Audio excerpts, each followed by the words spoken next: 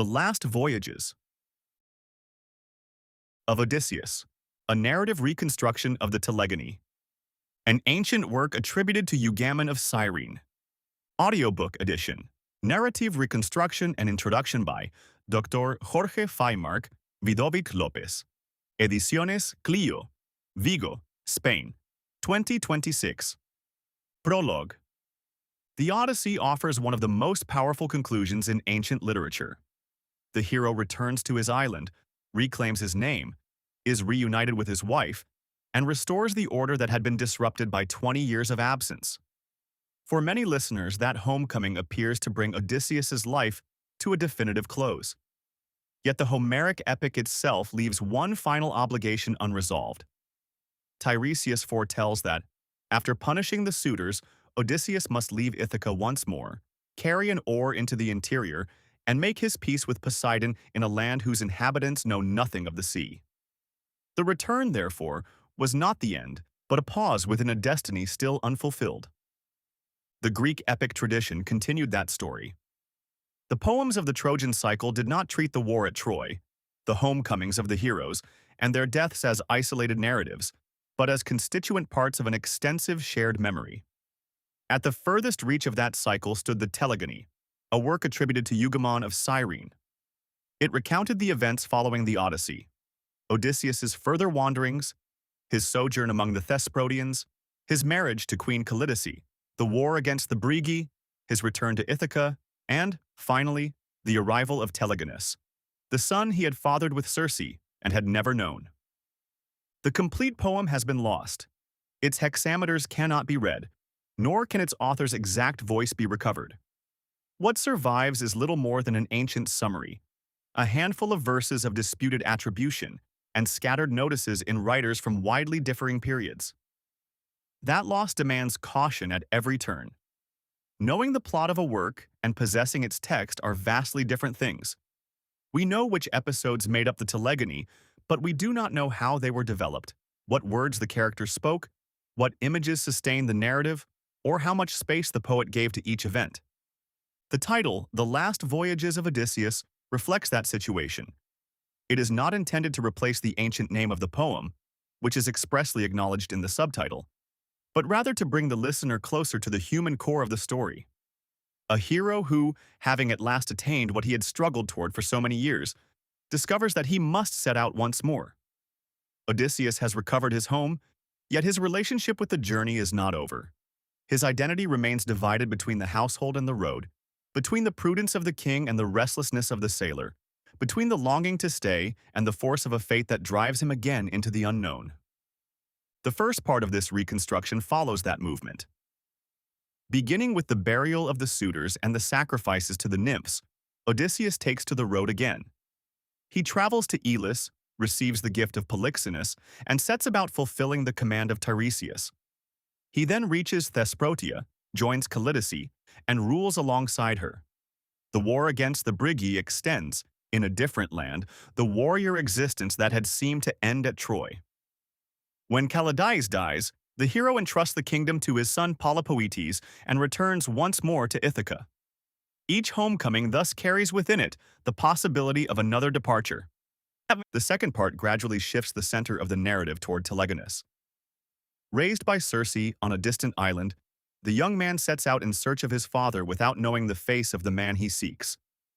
His arrival at Ithaca brings about the most tragic outcome of the entire cycle.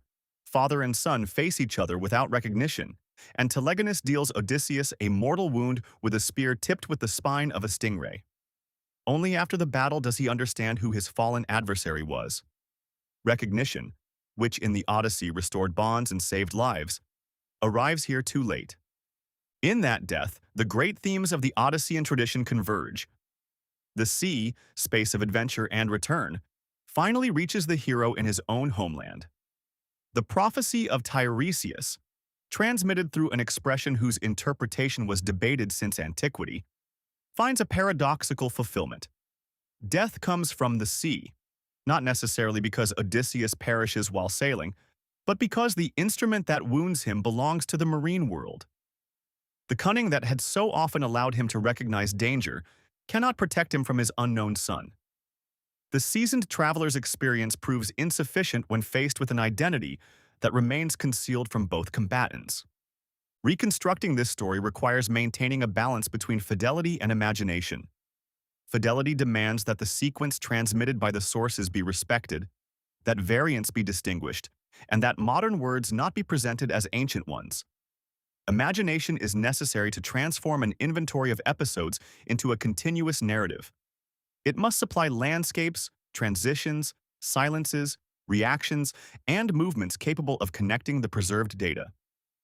In this edition, every narrative expansion has been conceived as a bridge, not as a falsification of the lost poem. This audiobook may be heard as the final chapter of Odysseus's life, a story of voyages, kingdoms, wars, unacknowledged lineages, and belated recognitions. The spoken narrative follows the ancient evidence while preserving a continuous dramatic movement so that the listener can enter the story without losing sight of its fragmentary origin. The Telegony occupies a singular place among lost works.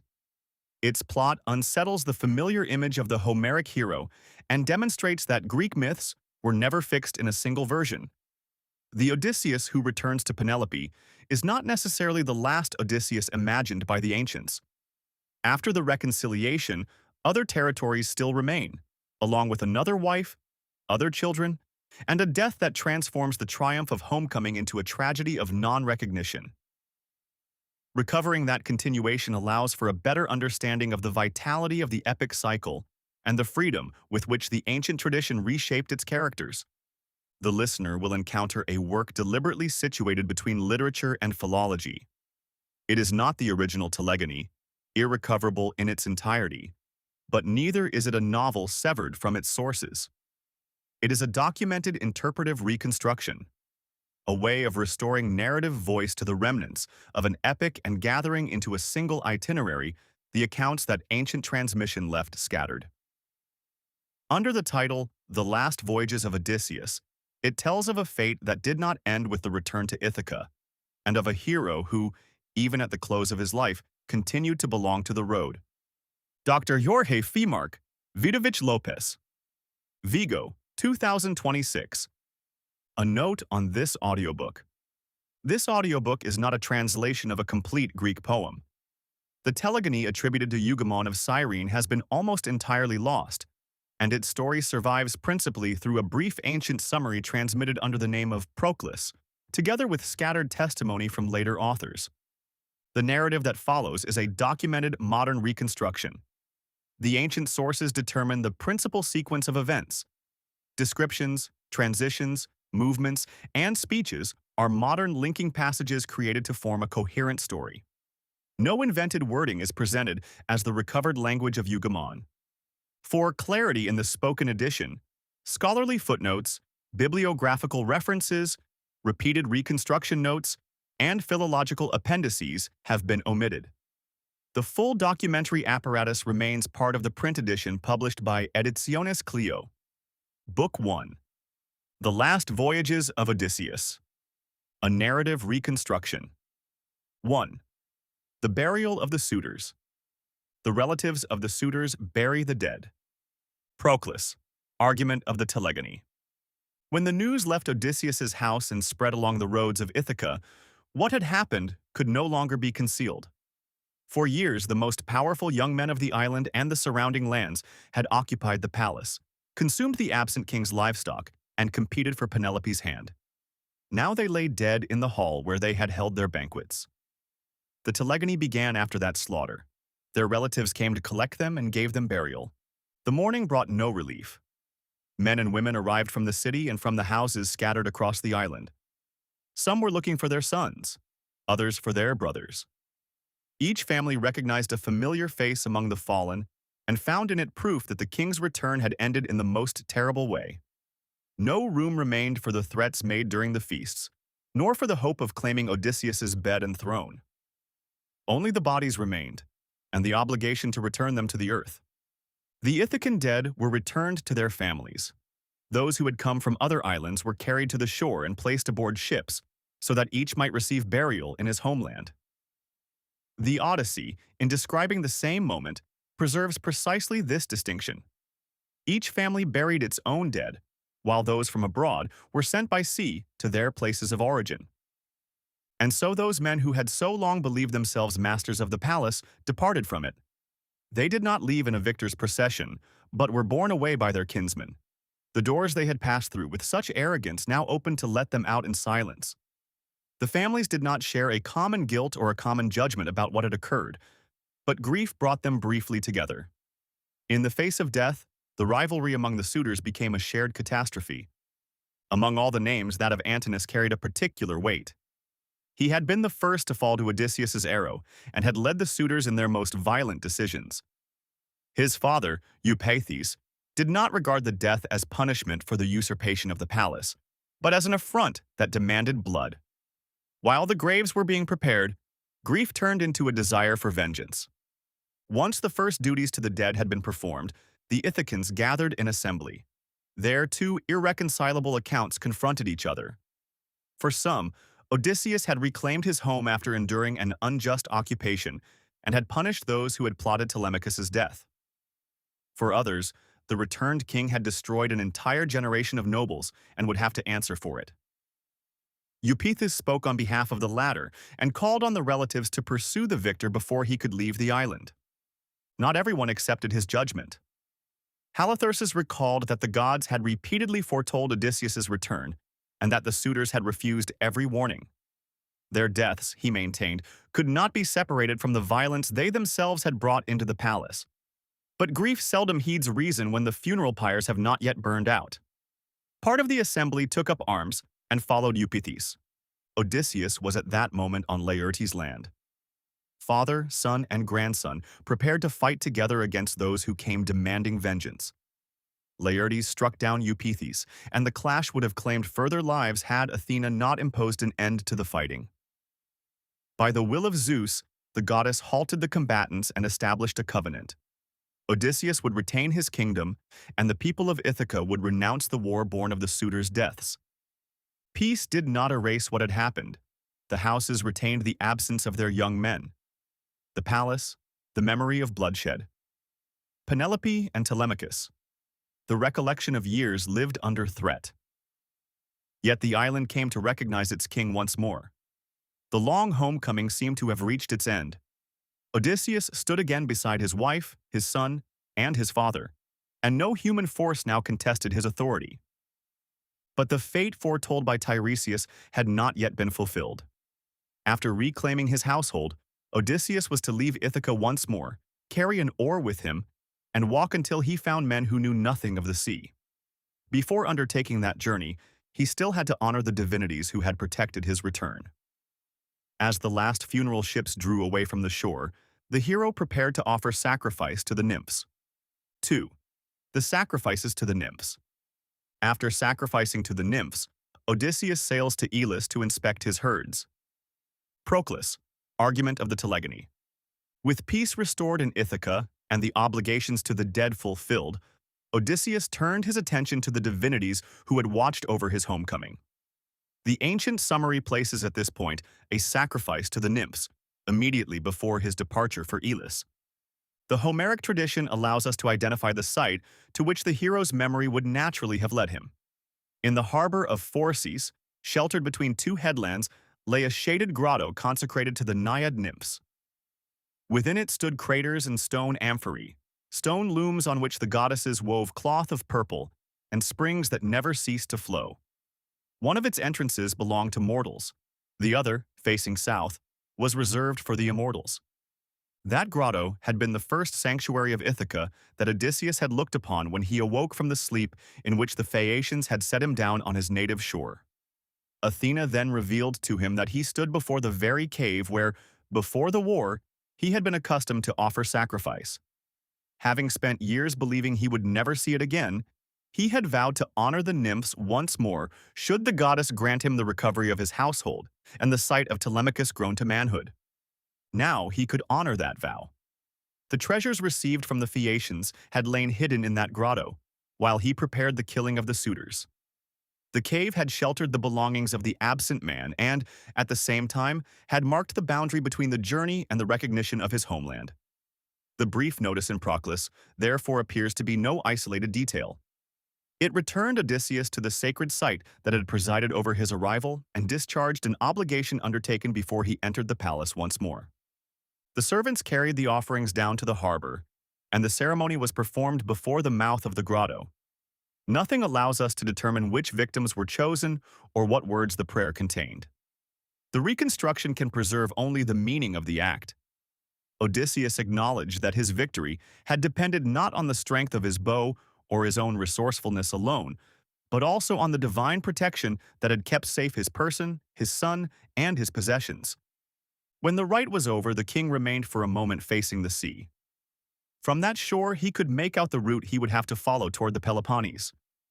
The peace he had recovered did not yet allow him to rest.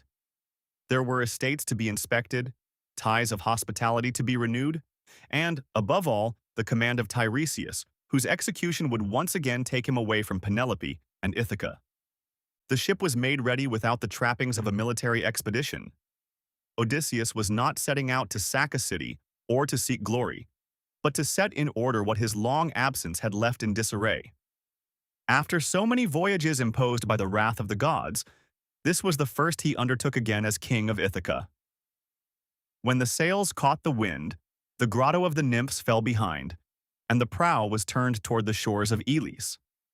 3. The voyage to Elis. He sails to Elis to inspect his herds.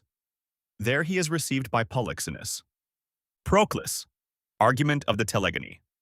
Odysseus crossed the sea that separated the Cephalenian islands from the western coast of the Peloponnese. His destination was Elis, a fertile land renowned for its horses and livestock. Proclus states that the purpose of the voyage was to inspect the hero's herds, but no source explains how these had come to belong to him, who had managed them during his absence, or what their extent was. This uncertainty requires that the episode be kept within its most defensible limits. Odysseus was not traveling to a recently acquired property or to plunder of demonstrable origin, but to herds that the poem treated as already known. For 20 years others must have tended them, counted the newborn animals, separated the sick, and defended the pastures. The return of the owner demanded an accounting of what had survived the passage of time. The ship reached the Ellen coast, and the men disembarked beside a plain that opened toward the interior. After the rugged terrain of Ithaca, the lowlands seemed to spread effortlessly. The herdsman led the king through the enclosures and showed him the animals, the ownership marks, and the young born during the last several years. Odysseus heard their accounts with the attentiveness of a man who knew that a kingdom is sustained not by arms alone, but also by herds, harvests, and faithful servants. Polixenus came out to receive him. He was no stranger in the memory of the war.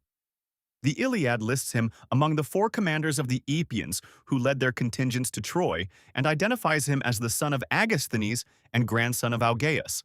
Pausanias adds that he returned alive from the expedition and perpetuated in his descendants the name of one of his former companions. The hospitality between the two men thus brought together a pair of survivors. Each had set out with his own men and had watched much of the generation that had crossed the Aegean under Agamemnon's command disappear. Polixenus received Odysseus in his house, provided food for his guests, and allowed his visitor to rest after the crossing. The Telegony must have found in that encounter a pause between the violence of Ithaca and the trials that still awaited its protagonist.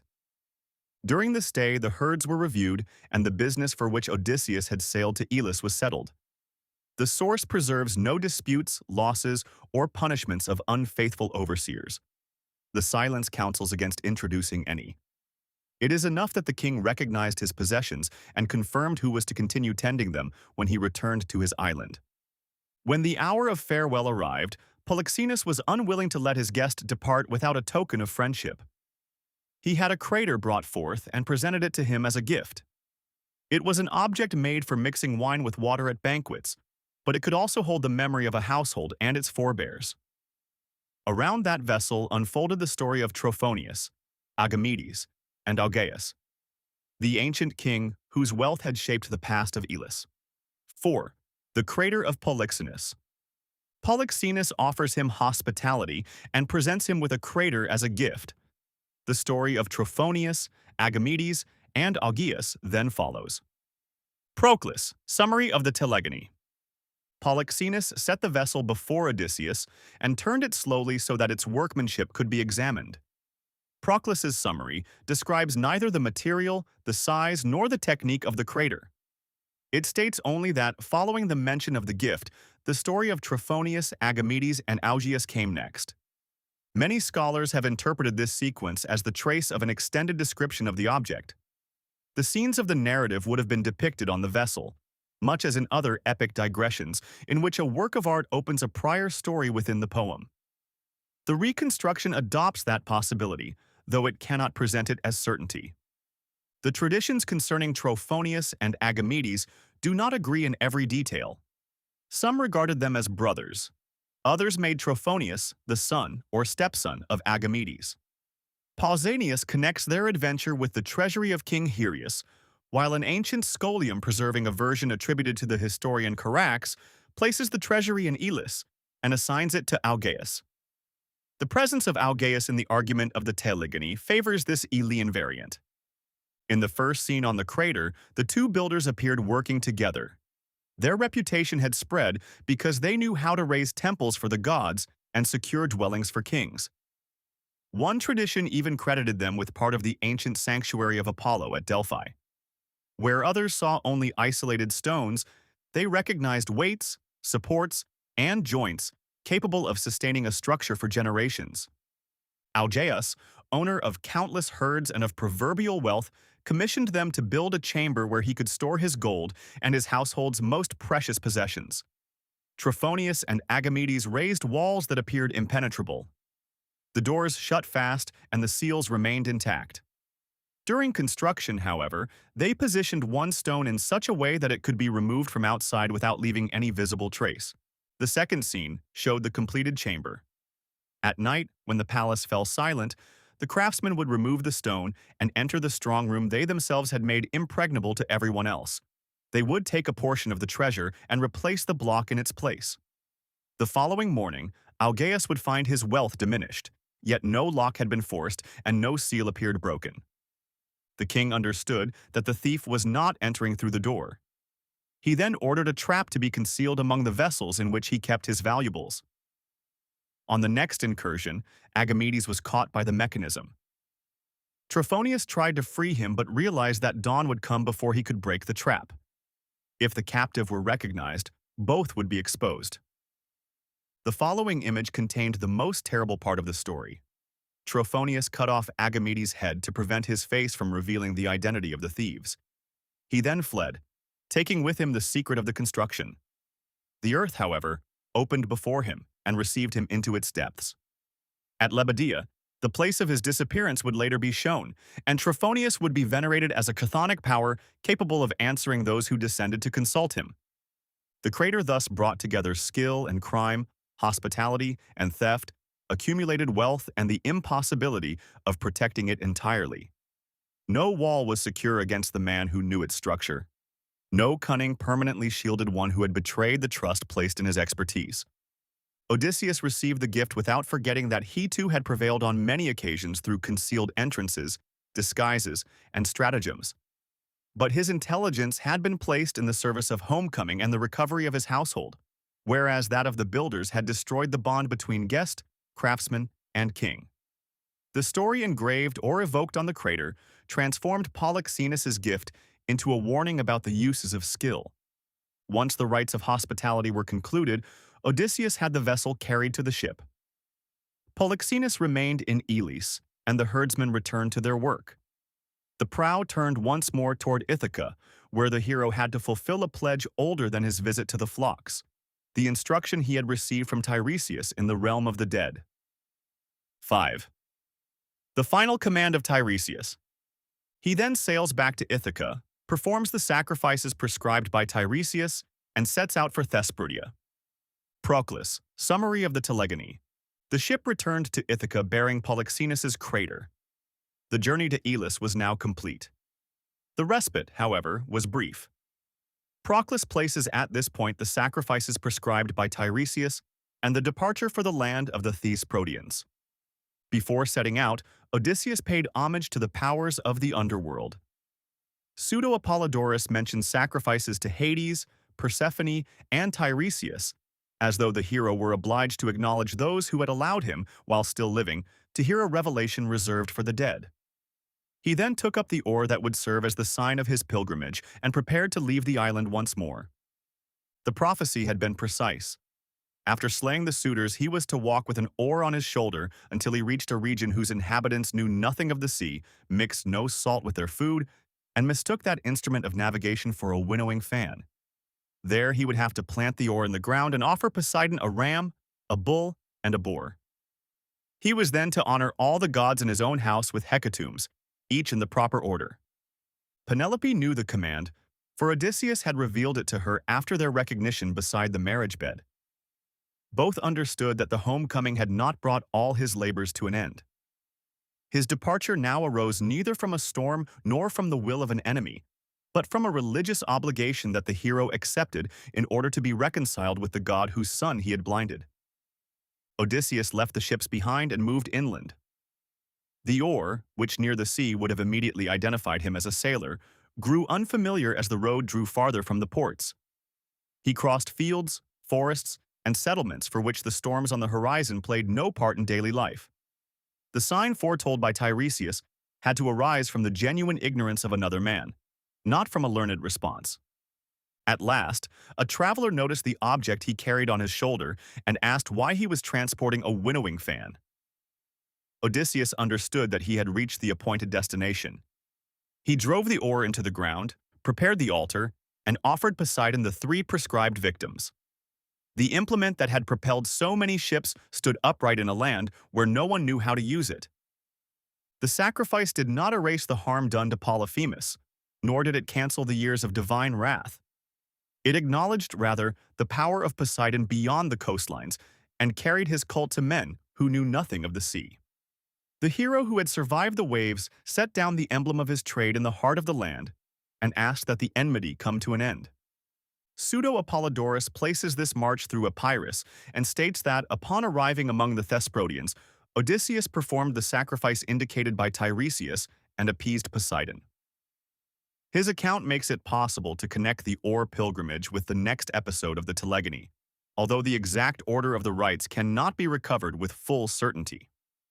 Once the command was fulfilled, Odysseus continued toward the lands ruled by Callidice. He no longer carried the oar as a burden, for it had been planted at the place of sacrifice. Before him stretched a continental kingdom, close to the roads of Epirus and far removed from the constraints of Ithaca. There the guest would be invited to stay, would receive a new crown, and would father a son who would inherit his mother's power. The prophecy of Tiresias also contained a promise of peaceful death and prosperity for Odysseus's people. The hero could believe that, having been reconciled with Poseidon, the bitterest part of his fate now lay behind him. He did not know that the phrase concerning a death coming from the sea would be understood by tradition in a different sense, and that far from Ithaca, the son destined to fulfill it was already growing up. 6. Callidice, queen of the Thesprotians. He then goes to the land of the Thesprotians and takes Callidice, queen of that people, as his wife. Proclus, argument of the Telegony. With the sacrifice commanded by Tiresias accomplished, Odysseus entered the land of the Thesprotians. He no longer arrived as the nameless castaway who had appeared before the Phaeacians, but as a king whose fame had crossed the sea. Proclus's summary places his encounter with Callidice, queen of the Thesprotians, at this point, and Pseudo-Apollodorus specifies that she invited him to stay and offered him the kingdom. The sources preserve neither the scene of reception nor the words exchanged between them. It can only be said that Callidice held power in her own right and that her proposal was not one of passing hospitality. She was asking Odysseus to join his fate to that of Thesprotia and to accept an authority different from the one that belonged to him in Ithaca. Odysseus had traveled to that region to obey Tiresias and be reconciled with Poseidon. Nothing in the prophecy required him to remain there. Yet he accepted the queen's invitation. The lost poem must have explained a decision that the summary reduces to a few words. Any more specific motive, love, political expediency, divine will, or military necessity, belongs today to the realm of conjecture. The union was sealed in accordance with the customs of the country, and Odysseus was recognized alongside Callidice as sovereign of the Thesprotians. For the hero, this meant assuming once again the obligations of rule, hearing the elders, protecting the borders, presiding over sacrifices, and answering for the safety of a people who were not his by birth. For Callidice, the presence of the conqueror of Troy strengthened the kingdom against those who might challenge her authority. Tradition does not present Callidice as a passive figure. She formulates the proposal, offers the kingdom, and retains the title of queen throughout. The reconstruction must respect that initiative. Odysseus does not conquer Thesprotia or dispossess a dynasty, but enters it through marriage and governs alongside the woman who has called him to share power. During this union, Polypoetes was born. His name was bound to a dual inheritance. Through his mother, he belonged to the Thesprotian royal house. Through his father, he descended from Laertes and the kings of Ithaca. Proclus and Pseudo-Apollodorus agree in assigning him this lineage, which was intended to justify his receiving the kingdom after the death of Callidice. The years passed without tradition preserving their number. The child grew up within his mother's household, while Odysseus became the leader of a new people. The peace, however, would not last. Beyond the borders, a war was taking shape that would compel the foreign king to prove that his authority rested not on marriage alone, but equally on his capacity to defend the land he had agreed to govern. 7. The kingdom of Callidice and Odysseus. Having married Callidice, he reigned over the Thesprotians. Pseudo-Apollodorus, Library, Epitome 7.35. Odysseus's reign in Thesprotia represents one of the most significant departures of the epic cycle from the conclusion of the Odyssey. The return to Penelope was not, in this version, the definitive end of his wanderings or his unions. After reclaiming Ithaca, the hero accepted a second crown and established another branch of his line. Nothing is known of Callidice's capital, the precise extent of her domains, or the day-to-day workings of the government. Mythical geography places the Thesprotians in northwestern Greece, facing the Ionian Sea and along the roads leading into the interior of Epirus. From there, Odysseus remained connected to the maritime world, even though the sacrifice of the oar had marked his arrival among peoples for whom the implement was entirely unknown. The new king knew the price of an abandoned kingdom. Accordingly, the administration of Thesprotia must have demanded of him a presence he had previously been unable to offer his own realm. Assemblies, disputes, sacrifices, and the guarding of borders gave shape to a government whose memory has been reduced to a single statement. Odysseus ruled among the Thesprotians. Pseudo-Apollodorus adds that he defeated in battle the neighboring peoples who attacked him.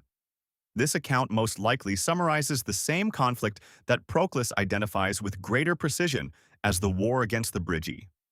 Both versions present the violence as an external threat and attribute to Odysseus the command of the Thesprotian army. When news arrived of enemy movements, Callidice summoned those who were to advise the crown. The messengers could not say how many men were advancing or why the peace had been broken. The sources preserve none of that information either. Only the names of the opposing peoples remain, along with the record that the war drew 3 gods onto the battlefield. Odysseus ordered the forces of the kingdom to be assembled. Many of the men who answered the call had never fought under his command and knew him only through the stories of Troy. They now had to entrust him with the defense of their homes. The hero, aged by his wanderings yet still capable of leading an army, left the royal residence and marched toward the frontier. 8. The war against the Brygi. A war breaks out between the Thesprotians, led by Odysseus, and the Brygi. Proclus, summary of the Telegony. The Thesprotians found the Brygi drawn up for battle. The ancient summary offers no explanation of the cause of the war, the location of the battle, or the names of the enemy leaders. Nor does it permit a secure identification of this people with other communities of similar name known from Greek geography and historiography. In the reconstruction, therefore, only the designation transmitted by Proclus is retained, and nothing more. Odysseus positioned his men and walked along the lines before the shields clashed. He had led ambushes, endured sieges, and prevailed through cunning where force had not sufficed. But in Thesprotia, he was not fighting for a pan-Hellenic enterprise or for the return to his own home. He was defending Callidice's kingdom and the future inheritance of Polypoets. The first engagement did not decide the war. The lines advanced and fell back amid the din of spears as each side sought to break through. Then the outcome ceased to depend on mortals alone. Ares turned his power toward the Brygi and bore down upon the army led by Odysseus. The presence of the god of war shattered the Thesprotian order. The men who had held formation began to give ground, and the retreat became a rout. Proclus states explicitly that Ares put Odysseus's army to flight. He attributes the defeat neither to any failure of judgment on the part of the commander nor to the human superiority of the Brygi. The immediate cause was divine intervention.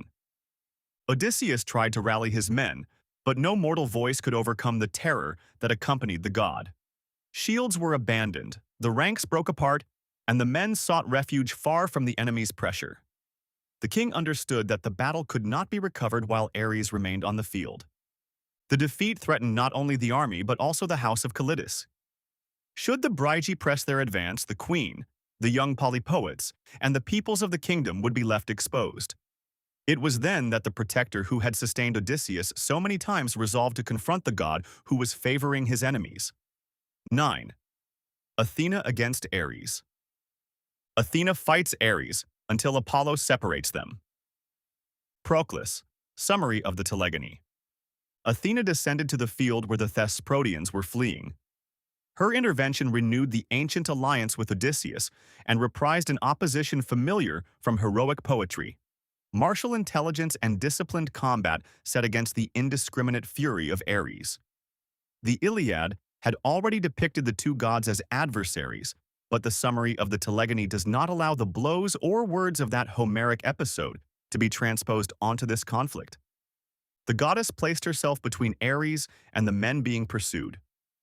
The Brygi's advance halted as the two powers faced each other.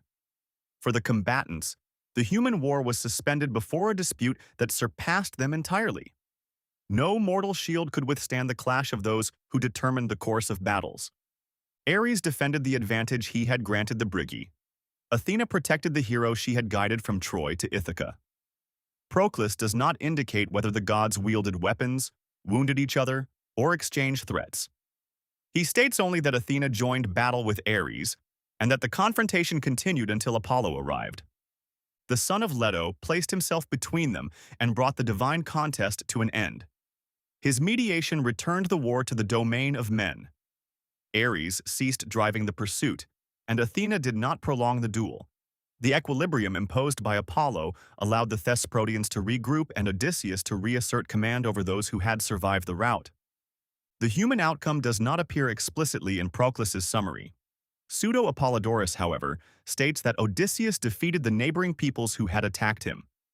The reconstruction combines both testimonies. Once the divinities had been separated, the king reorganized his forces, checked the Brygi, and brought the war to a conclusion favorable to Thesprotia. No celebration could efface the memory of the panic.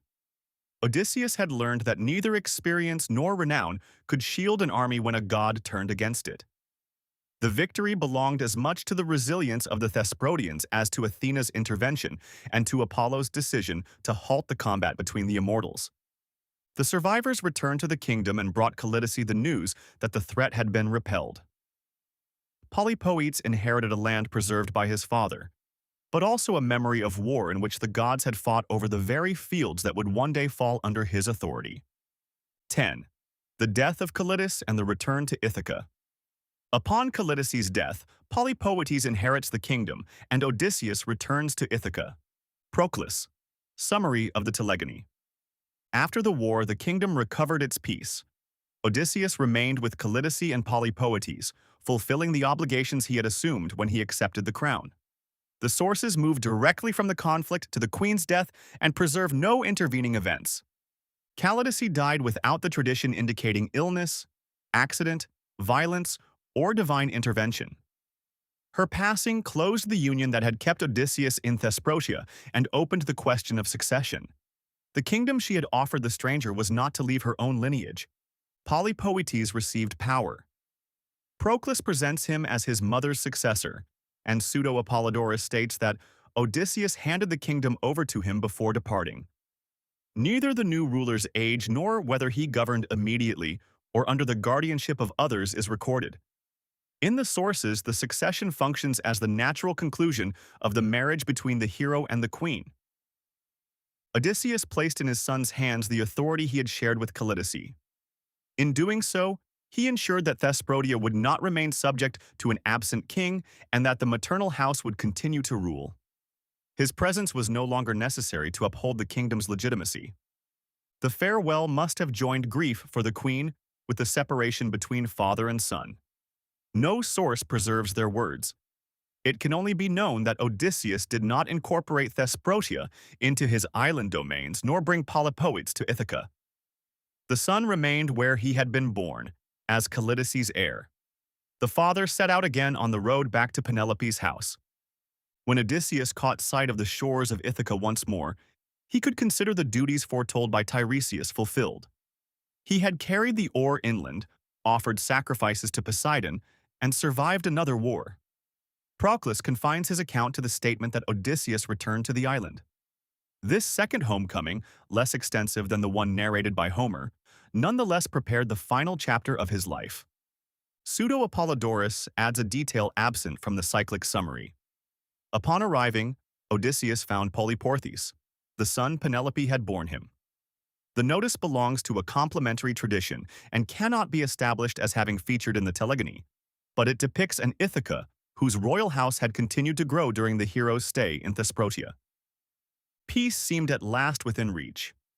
Telemachus was at his mother's side, Polyporthes had been born, and Polypodes ruled far away in Callidice's land. But another branch of Odysseus's lineage was already making its way across the sea. On Circe's island, Telegonus had learned his father's name and was preparing to find him. Book 2. Telegonus. Narrative Reconstruction. 11. Telegonus, the distant son. Circe, daughter of the sun, joined in love with patient Odysseus, also bore Telegonus. Hesiod, Theogony 1011 to 1016. While Odysseus ruled alongside Callidice and afterward returned to Ithaca, another of his sons was growing up on the island of Aiaia. This was Telegonus, born of the union between the hero and Circe during the sojourn that the Odyssey places before the descent to the realm of the dead. The ancient genealogical tradition counts him among the descendants of the sorceress and the Ithacan king. Circe dwelt far from Ithaca, on an island set apart from the ordinary world by the sea and by its mistress's power. There, Telegonus came to know his mother, but not his father. No surviving source describes his childhood, his education, his companions, or the words with which Circe spoke to him of Odysseus. Nor is it known at what point he understood that he belonged to a house lying beyond the roots he knew. Proclus's summary introduces Telegonus when he is already traveling in search of his father. It does not explain how he came to learn his name or what desire drove him to set out. Pseudo-Apollodorus fills in the transition. The young man learned from Circe that he was Odysseus's son and then put to sea to find him. From that moment on, the absent figure was no longer merely a character in his mother's stories. Odysseus had a homeland, a wife, a son born before the war, and a kingdom to which he had returned after many long years. Telegonus, by contrast, had been born far from that house and had no experience whatsoever of the land to which he belonged by blood. His situation was the mirror image of Telemachus's story. Penelope's son had grown up in Ithaca, awaiting the return of a father he knew only through others' memories. Circe's son grew up beside his mother and had to leave Aiaia to search for a man whose very existence had just been revealed to him. One defended the absent father's house. The other sailed toward a house that did not yet know it was also his. Later tradition attributes to Circe the decision to send him. Hyginus states that Telegonus was dispatched by his mother to find his father. This account agrees with Pseudo-Apollodorus, though it does not establish that Eugammon's poem narrated a formal scene of revelation and farewell. 12. The search for the father. When Telegonus learned from Circe that he was Odysseus's son, he sailed out to find him. Pseudo-Apollodorus, Library, Epitome, 7.36. Telegonus made his preparations for departure from Aiaia. The sources mention neither the name of his ship, the number of his companions, nor the harbor from which he set sail. They preserve only the purpose of the voyage, to find Odysseus. The journey that gave the episode its name thus began with incomplete knowledge. The young man knew who his father was, but did not yet know where the search would end. Now Circe could teach him the skills needed to cross the sea and warn him of its dangers. She had shown Odysseus the way to Hades, cautioned him against the Sirens, Scylla, and Charybdis, and knew routes inaccessible to ordinary men. Yet no text states that she gave Telegonus a precise itinerary. The reconstruction must confine itself to assuming the preparations indispensable for a voyage that the sources take as already accomplished. Among the traveler's weapons was a remarkable spear. Pseudo-Apollodorus describes it only at the moment of combat. Its tip was fitted with the spine of a stingray. He does not say who made it when it came into Telegonus's hands, or whether Circe gave it to him.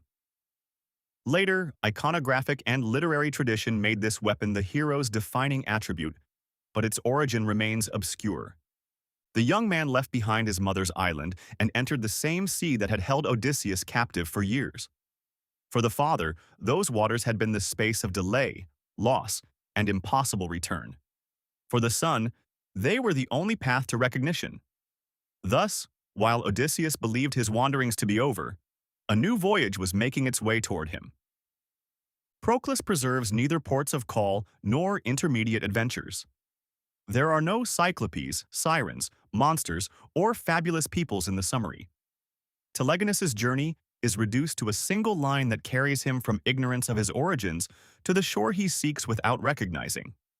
This brevity prevents the reconstruction of an epic itinerary and requires that the voyage be treated as a sober passage between Aea and Ithaca. During the crossing, Telegonus could imagine meeting the warrior of Troy and the navigator celebrated in Circe's tales. He could not foresee that the search would end before either of them had spoken his name. The structure transmitted by the sources depends precisely on that delay. Knowledge arrives only after the irreversible act has been carried out. 13. The unrecognized arrival at Ithaca. A storm drove him to Ithaca, and there, compelled by hunger, he began to plunder the fields. Hyginus, Fabulae, 127. Telegonus reached an island without knowing he had arrived at his father's homeland. Proclus states simply that he landed on Ithaca. Pseudo-Apollodorus agrees on the location, but offers no explanation for the young man's failure to recognize it. Hyginus introduces a storm that diverts the ship and turns the arrival into an accident. This variant provides a late explanation for the decisive ignorance on which the narrative depends. The wind drove the vessel toward a shore that offered its crew no clear sign of their journey's end. When the storm subsided, they found cultivated land, with flocks and fields near the coast. Nothing in the sources permits identification of the harbor or the landing point. The landscape should be understood as a general representation of the island, rather than a precise geographical location. Telegonus disembarked without recognizing the kingdom he was searching for. He found no inscription, no herald, and no inhabitant who spoke Odysseus's name before the conflict began. The ancient narrative required that the ignorance of both men be preserved. The son must not know he was on Ithaca, and the father must not know who had come to his fields. According to Hyginus, the storm had left the travelers without provisions, and hunger compelled them to take food. Proclus does not mention this necessity. He states only that Telegonus plundered the island. Pseudo-Apollodorus specifies the act as the theft or driving off of livestock. The reconstruction incorporates hunger as a complementary explanation without presenting it as an established detail of the Telegony. The men of the coast saw armed strangers advancing across the king's lands. From their perspective, this was not a son searching for his father, but a raid. The memory of the suitors, of the wars, and of Odysseus's long absences meant that any attack on the household's property demanded an immediate response. Word reached the interior of the island. Unknown men had landed and were seizing animals and supplies. Odysseus had only recently recovered his kingdom after fulfilling the commands of Tiresias and ruling in Thesprotia. Now he was called upon to defend once more the land to which he had returned. The stranger threatening it was the very son whose existence he did not know. 14. The plundering of the flocks. Upon arriving at the island of Ithaca, he drove off part of the livestock. Pseudo-Apollodorus Library, Epitome 7.36. Telegonus's men moved into the surrounding lands and rounded up whatever livestock they found. Pseudo-Apollodorus preserves this specific detail, while Proclus uses a broader expression and states that the young man devastated or plundered the island. Hyginus speaks of the fields. All three versions describe an assault on Ithaca's resources, though they differ in its extent. No prior skirmish with herdsmen or negotiation for food is preserved in the sources. To maintain narrative continuity without multiplying episodes, it is sufficient to suppose that the guardians withdrew and brought word to the king. The animals, driven toward the coast, constituted the spoils with which the strangers hoped to meet their need and continue the voyage. Odysseus received the warning as both sovereign and owner of the flocks. During his absence, the suitors had consumed his household's resources from within the palace. Now, other men were attempting to carry them off from his fields. The defense of the livestock was no minor matter. It meant protecting the household's livelihood and demonstrating that the king was capable of maintaining the order he had restored. Proclus has Odysseus alone go out to defend his homeland. Hyginus adds Telemachus and states that father and son took up arms together against the stranger. The presence of Telemachus sharpens the contrast between Odysseus's two descendants, but it must be regarded as a supplementary variant, since it appears neither in the summary of the Telegony nor in Pseudo-Apollodorus. Odysseus gathered those who could accompany him and advanced toward the scene of the plundering. To Telegonus, the men approaching were anonymous defenders of an unknown land. To Odysseus, the young man armed with a sea-tipped spear was the leader of the invaders. Neither yet possessed the information that might have stopped them. The encounter arose from two incompatible obligations. Telegonus needed provisions and intended to continue his search. Odysseus was bound to prevent strangers from carrying off his people's goods. The kinship that might have made them allies remained hidden. The fighting did not begin out of hatred between the two men, but out of an ignorance that transformed a search into an invasion and a defense into a tragedy. 15. The combat between father and son. Odysseus went out to defend his land but was killed without his son knowing against whom he fought. Proclus. Argument of the Telegony. The defenders reached the foreigners before they could leave the island with the livestock. Neither group recognized the other. Telegonus did not know that the man advancing against him was Odysseus. The king did not know that the leader of the raiders was Circe's son. Proclus concentrates the full force of the episode in that mutual ignorance. No challenges, speeches, or descriptions of the duel have survived. Modern narration can neither reproduce the formulas of a lost combat nor determine who struck the first blow. It can only be stated that Odysseus acted as a defender of Ithaca and that Telegonus responded with the weapon he carried. If Telemachus was present, as Hyginus maintains, he would have fought alongside the father he had awaited throughout his youth, against a brother whose existence he did not know. Yet the Telegony, as summarized by Proclus, assigns him no role in the fighting. His participation must therefore remain in the background and must not displace the central confrontation between Odysseus and Telegonus. Odysseus had survived Troy, the Cyclops, the monsters of the sea, the suitors, and the Thesprotian War. He had defeated enemies he knew and escaped dangers foretold by the gods. In Ithaca, by contrast, he faced an adversary whose name would have been enough to stop the combat, yet that name had not yet been spoken. Hyginus states that an oracle had warned Odysseus to guard against death at the hands of a son. This detail appears neither in Proclus nor in Pseudo-Apollodorus, and seems to belong to a tradition distinct from the prophecy of Tiresias. It survives as evidence of ancient reception, but is not used to suggest that Odysseus recognized the danger before he was wounded. Aristotle mentions Telegonus in a lost tragedy titled Odysseus Wounded as an example of a terrible act committed in ignorance and followed by the recognition of kinship. The reference does not directly describe Eugammon's poem, but it confirms that the involuntary killing of the father and the subsequent revelation were understood in antiquity as a structure of particular tragic power. The fight ended when Telegonus used his spear. The blow did not arise from any parricidal intent. To the young man, Odysseus was still an unknown defender. To the father, Telegonus was still a raider.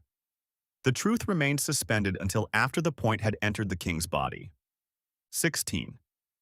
The death that came from the sea. Telegonus wounded him with the spear he carried, tipped with the spine of a stingray, and Odysseus died from the wound. Pseudo-Apollodorus, Library, Epitome 7.36. The tip of the spear was formed or reinforced with the spine of a marine stingray. Pseudo-Apollodorus preserves this detail, absent from Proclus's summary, and allows us to understand why Odysseus's death came to be linked to the sea, even though it occurred on his own land. The weapon united in a single object the shores of Ithaca, Telegonus's voyage, and the ancient destiny pronounced by Tiresias. Ancient authors knew the stingray's spine as a barb capable of inflicting severe wounds. Appian describes the danger posed by this creature, and learned tradition identified its spine with the point that killed Odysseus.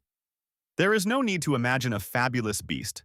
The extraordinary character of the weapon stems from converting a marine animal's natural defense into an instrument of war. Odysseus received the blow and fell.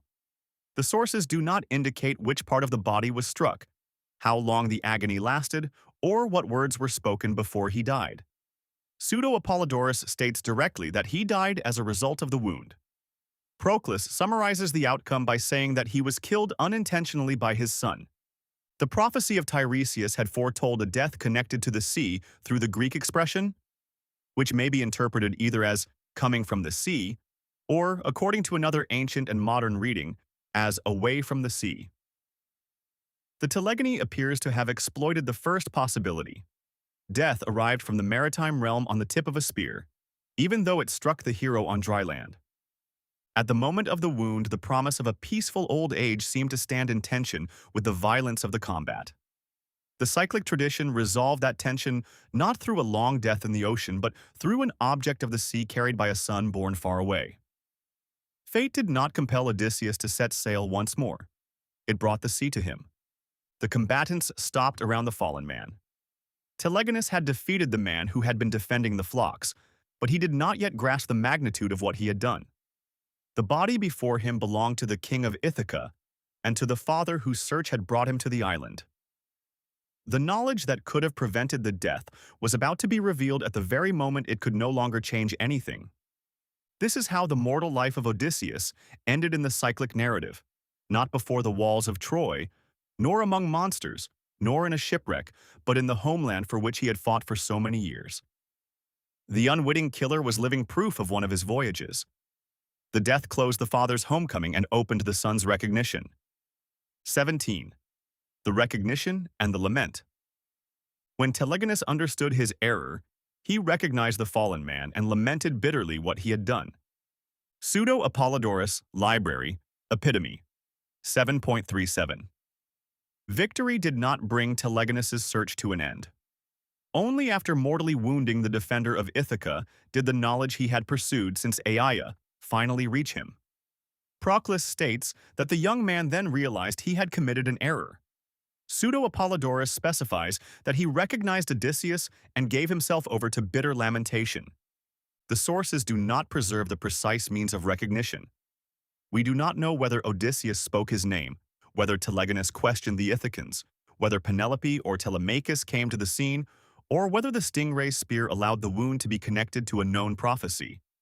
Any detailed scene of revelation, a name spoken with a dying breath, a sign displayed, or a genealogy laid out, would belong to modern imagination, not to the recoverable poem. Aristotle knew of a tragedy entitled Odysseus Wounded, in which Telegonus served as an example of one who carries out a terrible act through ignorance and recognizes the kinship only after it has been consummated. The allusion testifies to the dramatic power of the motif within the Greek tradition, but it does not allow us to transfer the gestures, words, or dramatic techniques of that lost play to the Telegony. The young man had set out to find his father and ended up kneeling beside the body of the man he had been searching for. The ignorance that absolved him of intent did not undo the act itself. The lament preserved by Pseudo-Apollodorus expresses the immediate transformation of the armed stranger into a son. Telegonus no longer looked upon a defeated enemy, but upon the origin he had just discovered and lost. For Penelope and Telemachus, the recognition once again overturned the history of the household. Both had waited 20 years for Odysseus, had recovered him, and had seen their home restored. Now they were to learn that the new aggressor was also a son of Odysseus.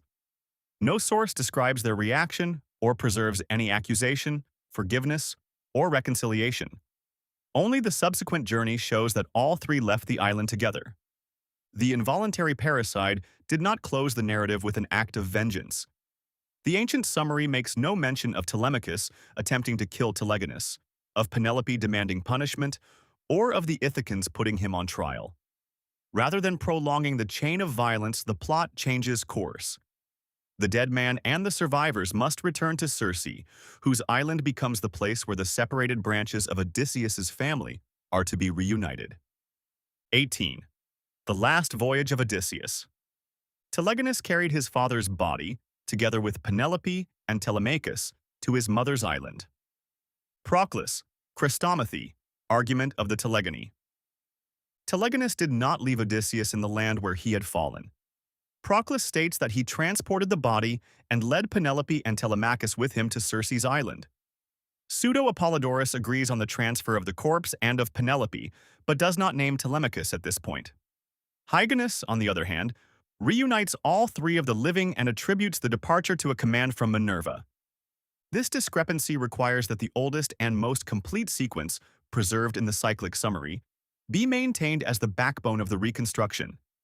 The body, the wife, and the legitimate son travel with Telegonus to Aeaea. Athena's role in Hyginus may be understood as a later explanation of why Telemachus did not punish the killer and why Penelope agreed to leave Ithaca, but it should not be introduced as a secure episode of the epic attributed to Eugammon. Nothing is known of the journey's preparations. The sources do not indicate how the body was preserved, which ship received it, who governed Ithaca during the absence, or whether the inhabitants performed funeral rites before the departure. Nor do they clarify whether Penelope and Telemachus embarked of their own free will by divine command, or because Circe was the only one capable of resolving the consequences of so extraordinary a death. The ship drew away from the shore that had been the destination of the Odyssey. In that epic, every trial led Odysseus toward Ithaca. In the Telegony, his final journey took him away from it for good. The hero's homecoming, which had seemed to bring his wandering to a close, thus became a way station before a last voyage made without life. Aeaea was the place where Odysseus had stayed with Circe and received the instructions that led him to consult Tiresias. Now the route was reversed. The son born on that island was bringing his dead father, the wife who had waited for him, and the son who had defended his palace back to his mother. The poem gathered in a single space figures that earlier stories had kept apart. Hyginus states that the body was entrusted to Circe and buried on Aeaea. Proclus makes no explicit mention of a burial and moves directly from the arrival to the immortalization of the companions. Pseudo-Apollodorus likewise describes no funeral rites. The interment must therefore be retained as a later variant, compatible with the death of Odysseus, but not demonstrable as part of the original conclusion of the Telegony. 19. Circe's gift. Upon their arrival at Circe's island, the goddess made them immortal. Proclus, Chrestomathy, Argument of the Telegony. Circe received on Aeaea those who brought the body of Odysseus. To her, the dead man was the stranger who had overcome her enchantments, shared her bed, and fathered Telegonus. To Penelope, he was the husband recovered and lost. To Telemachus and Telegonus, the father whose death alone had brought their lives into contact. The summary preserves no words exchanged among them and describes no reaction from Circe. Proclus concludes that Circe made them immortal. The brevity of the phrase leaves the precise scope of the plural open. The standard interpretation applies the gift to Telegonus, Penelope, and Telemachus, the three living figures who arrived on the island. The text does not unambiguously assert that Circe restored Odysseus to life, and a careful reconstruction must not conflate the immortalization of the survivors with a resurrection of the corpse. The act is consistent with Circe's liminal power. In the Odyssey, she transforms bodies, restores human form to the hero's companions, provides food and counsel, and knows the routes between the world of the living and the realm of the dead. Even so, the lost Telegony may have accounted for the act differently. No potions, incantations, sacrifices, or divine intervention are preserved. Only the outcome. Granting immortality to the survivors altered the nature of the ending. The parricide could not be undone, but the family was spared further deaths and acts of vengeance. The house of Odysseus was removed from human time and translated into Circe's domain. The resolution did not restore the former life of Ithaca. It created a new community, formed in the aftermath of catastrophe. Pseudo-Apollodorus preserves a different and more restricted version. After the marriage of Telegonus and Penelope, Circe sends them both to the Isles of the Blessed. He does not mention Telemachus at this point, nor does he state explicitly that Circe makes them immortal. Hyginus, for his part, mentions the burial and the marriages, but omits both the immortalization and the Fortunate Isles. These differences show that the ending circulated in various forms. The present reconstruction adopts Proclus's sequence as its backbone, because it explicitly summarizes the epic cycle, and reserves the other versions for the notes and comparative passages. In this way, Circe's gift is preserved without erasing the fragmentary nature of the tradition. 20. The final marriages? Telegonus took Penelope as his wife, and Telemachus was united with Circe. Proclus, Chrestomathy, argument of the Telegony. After the immortalization, Proclus's summary records 2 marriages. Telegonus weds Penelope, and Telemachus weds Circe. The same combination appears in Hyginus, who attributes it to the Council of Minerva. Pseudo-Apollodorus preserves only the first of the unions and says nothing about the marriage of Telemachus and Circe. The sources offer no courtship, deliberation, or period of mourning. Nor do they explain how Penelope came to accept marriage with the son of Circe, who had caused Odysseus's death, or why Telemachus took as his wife his father's former companion. The abruptness belongs to the summary, not necessarily to the complete poem. The 2 lost books may have contained motives, speeches, and rites that are now irrecoverable. The double union bound together the 2 houses born of Odysseus. Penelope, mother of Telemachus, became joined to Telegonus. Circe, mother of Telegonus, became joined to Telemachus. There was no blood relationship between either couple, but the crossed arrangement transformed the rival sons into members of a single family structure and replaced conflict with a definitive alliance.